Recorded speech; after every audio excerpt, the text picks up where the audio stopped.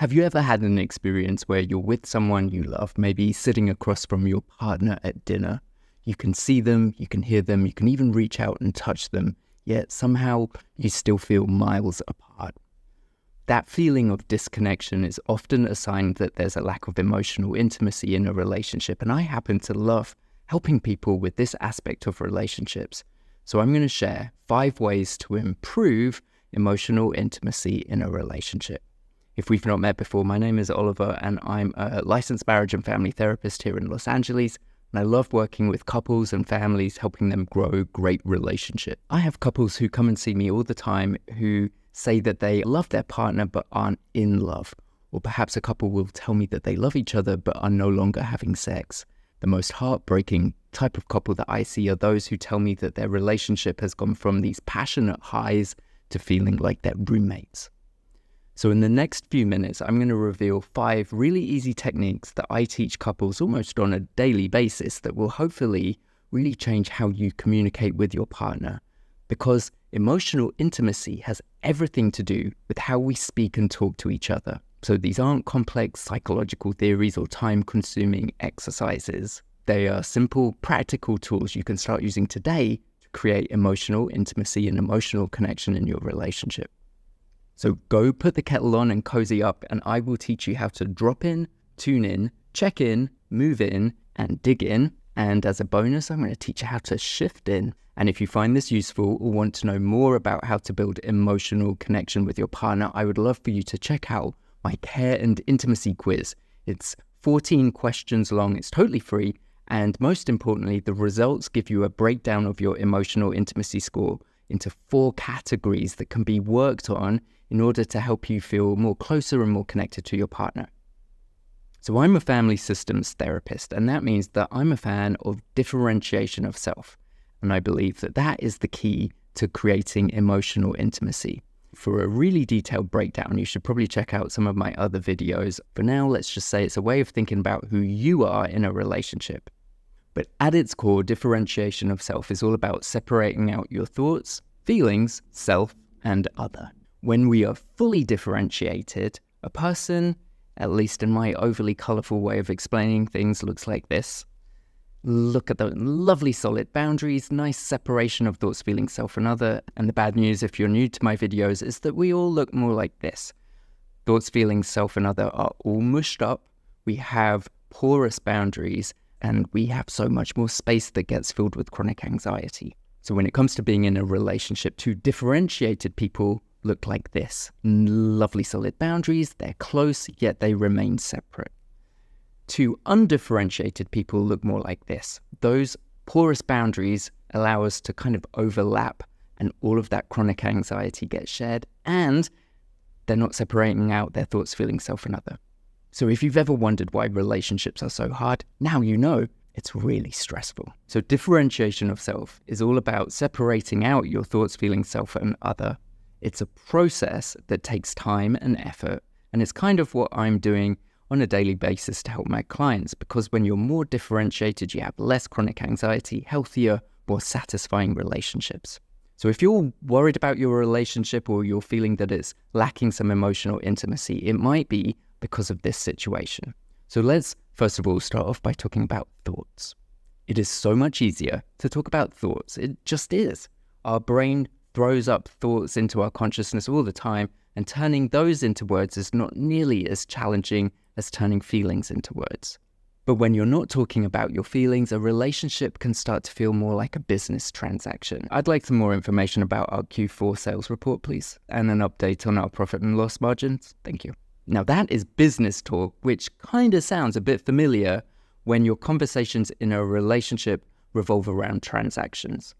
As you'll see on the agenda, I have proposed that we discuss in this meeting the pickup schedule for our kids and who is going to drop them off at soccer on Saturday. I'd also like to propose that we discuss who does the dishes and perhaps have a general brainstorming session about vacation 2025.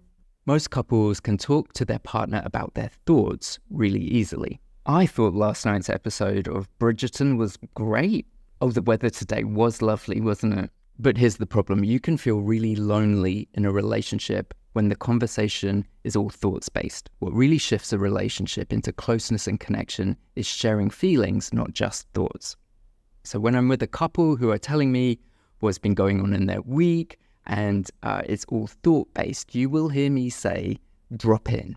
And the idea with drop in is that I'm encouraging people to drop into their feelings. I'm asking them to start talking about their emotional experience, not just their intellectual experience. I was so moved by last night's episode of Bridgerton. I felt hopeful, inspired, and a yearning for more. That one little tweak in a sentence about Bridgerton makes me feel so much more connected to someone already. I want to know their feelings. I want to know what's going on inside of them. It helps me feel closer to them. Now, I am much more likely to ask someone to drop in when they're hiding their feelings with thoughts. I feel like you're not listening to me about how much I love Bridgerton. They start with the words I feel, but then they use that or like, and as soon as somebody does that, it becomes a thought. When you're really talking about feelings, the word you use after I feel has to be a feelings word. So if you hear yourself say I feel like or I feel that, imagine me yelling, drop in! It's a nudge to remind you to use an actual feelings word. I'm also curious how often you find yourself having thought-based conversations with your partner rather than feelings-based conversations. The other key point to note about hiding feelings with thoughts is that thoughts can be argued with, but feelings, not so much. For example, I did the dishes on Tuesday. No, you didn't, it was Wednesday. No, it was definitely Tuesday. No, it was Wednesday. First of all, that is really tedious. Second of all, it's about being right and not about being in the relationship. And thirdly, it's just not helpful and really not doing anything to improve emotional intimacy. I feel overwhelmed and exhausted when I come home and I still have to do the dishes. Now that is much more likely to get a different response. There's not much point in arguing with someone's feelings there because it's their subjective experience. Of course, there's always unhelpful ways in which a partner can respond to that, and we'll get to that in a minute. But talking about your feelings is the key here. Sometimes we can hide our feelings by talking about our thoughts that are about the other person. I feel like you're mad at me. See, I think you'll find that a statement like, I feel that you're mad at me, is actually a thought about the other person that's disguising a feeling. Or I'm feeling kind of concerned about our connection right now. Can we check in about that? The thing is that describing what you imagine the other person is thinking or feeling often leads to defensiveness. It's actually one of my pet peeves because it sounds to me like I'm being told how I feel and what I think. And the reality is that this kind of mind reading can really shut down curiosity and connection and make someone really defensive. Because the first thing that they're going to say is, no, I'm not. So dropping into your feelings rather than your thoughts about the other person, it's going to get much more chance of having an open response. And couples who have been together for a long time often believe that they know what's going on in their partner's mind. And sure, there might be some truth to that. If you've been together for a number of years or even decades, you probably do have a sense of what is going on for them. But I still want you to break this habit of assuming that you know what they're feeling or thinking. And even more importantly, you've got to break the habit of telling them what you think they are thinking or feeling. Now, from that perspective of differentiation of self, whenever this happens, it's kind of indicative of the image of two undifferentiated people in a relationship who are merging into one. There's this tendency to think that we really know our partners inside and out. And it's not always true, but it does represent this merging and assumption that you're having the same thoughts as your partner. But more importantly, curiosity and empathy disappears when this happens. Whereas in a differentiated couple, they are two separate individuals who remain curious about each other and are open to learning and exploring each other, even though they've been together for years.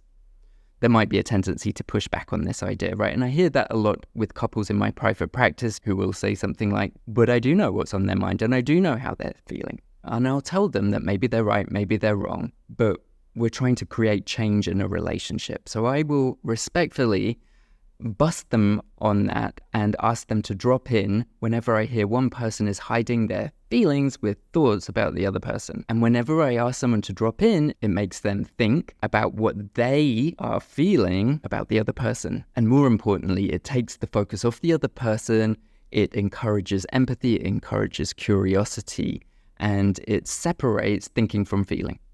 So my next trick is called tune in, and it's all about focusing on truly listening to your partner. Now, you've probably heard of active listening. I describe it along the lines of listening with the intent of giving your partner the gift of being understood. The alternative is listening to lecture. You're kind of listening to what your partner's saying, but really you're formulating your response, your comeback, your witty anecdote, or your defense argument. And if all of that or any of that is going on in your brain, you're not really listening.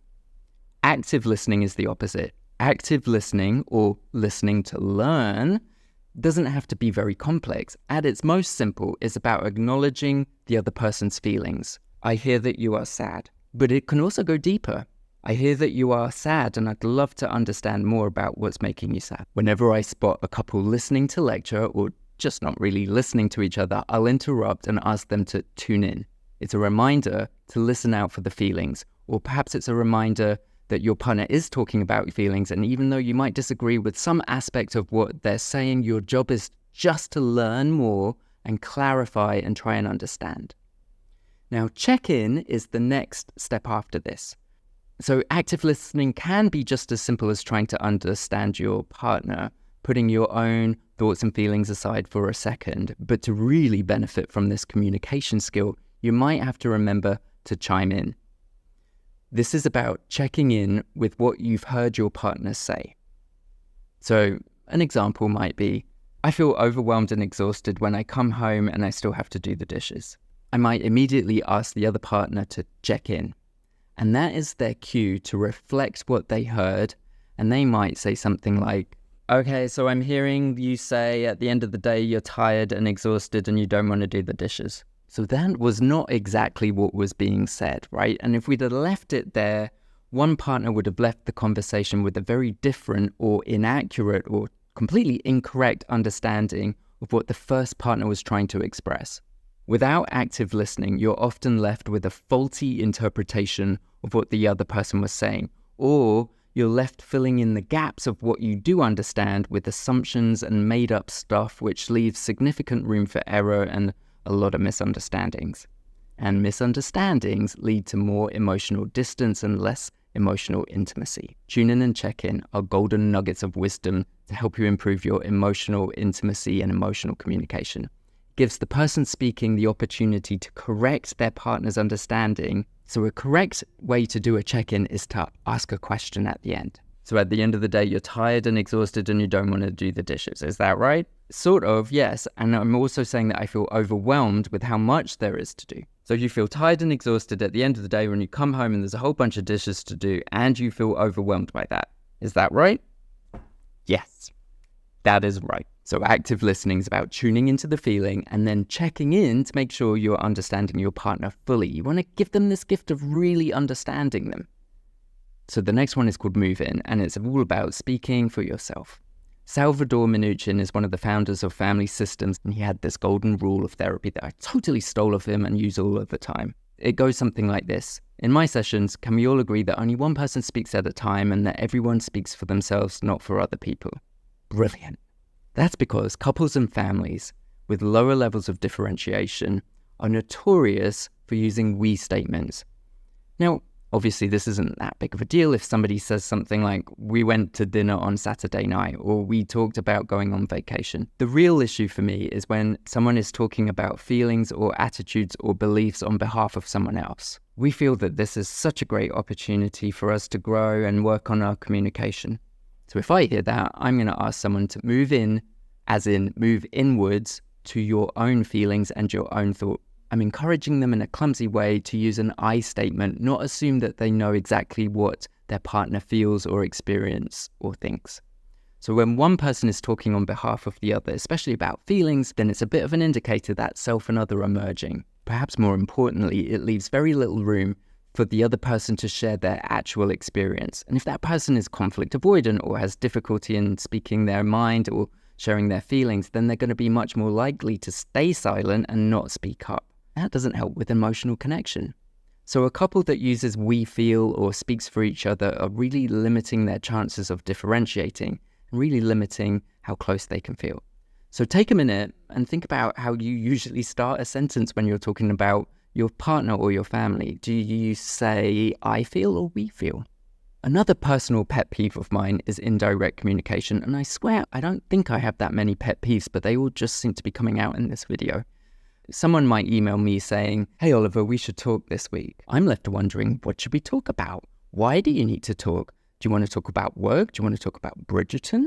I'm much more receptive to a direct message and an I statement, which would be something like, "Hey Oliver, I'd love to find some time this week to talk to you about the Q4 marketing report. Are you free anytime on Wednesday?" Yes, I am. So getting an individual in a relationship to move in to I statements gets them into the habit of using direct communication too. It leaves less room for confusion and hopefully helps convey intentions, feelings, and needs more directly.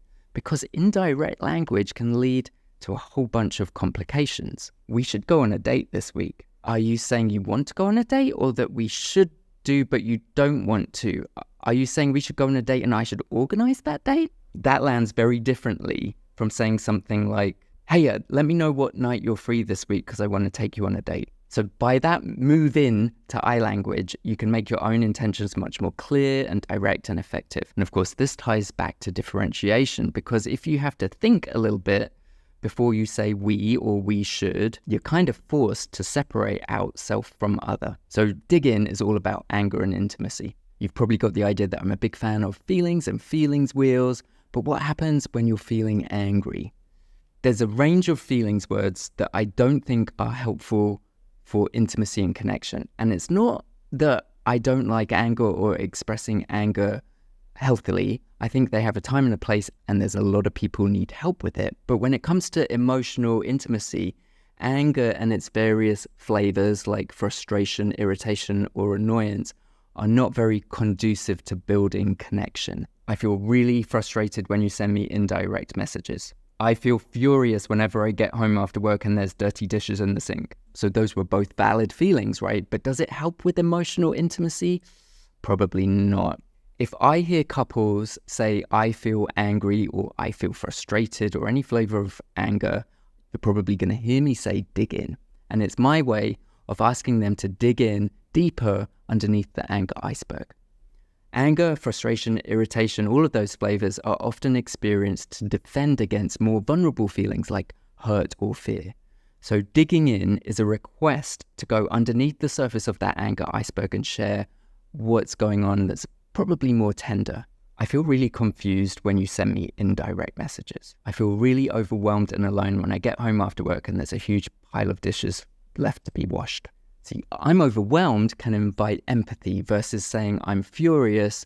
It's probably going to create some defensiveness. But when there's empathy and curiosity, you're moving towards differentiation and healthier relationships and more intimacy. So the point is to remember to dig in and don't lead with anger. There's probably another feelings word you can choose that will be more effective and still authentic to who you are and what you're feeling. The bonus tool here is related to dig in, and it's a request to shift in. There's a whole set of feelings that are semi-transparent, maybe not underneath it fully, but not on top. And these are feelings like feeling betrayed or abused or abandoned. And I heard someone say once that they all end in ED, but I've not fully tested that out yet, but I think it's a good rule of thumb. The point is, though, that they all contain a bit of an accusation in them, or a bit of a criticism in them. Betrayed implies that you did something to break my trust. Abandoned implies that you left me. Abused means you did something to hurt me. And obviously, there is a time and a place for those words to be used correctly, but most of the time there is another word that you can shift into that has less of an accusatory vibe, but still feels authentic to you. So betrayed to hurt, deprioritized to "I feel unimportant," I feel abandoned to "I feel inadequate." They're all a subtle shift that still conveys the feeling, but it takes a bit of a bite out of it. And again, this is about lowering the defensiveness in the other person. They're going to be more responsive if it doesn't have that edge in it. I hope this was helpful for you. If it was, please hit subscribe, like, share. Take that Care and Intimacy quiz and you can join my mailing list, and I send out weekly emails that are all about thoughts, feelings, self and other, and how to grow great relationships.